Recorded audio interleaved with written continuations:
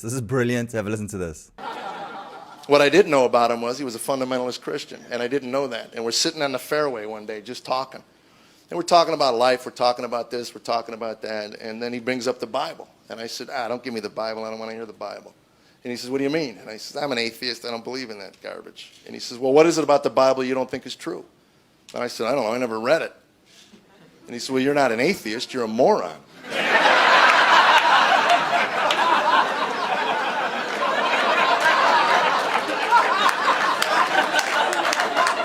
And I have to tell you, I would have hit him, except that I would have lost access to Muirfield Village. And I wasn't going to do that.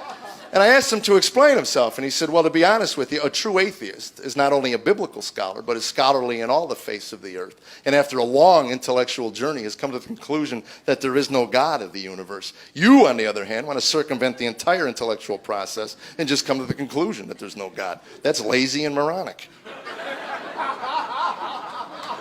I didn't know what to say.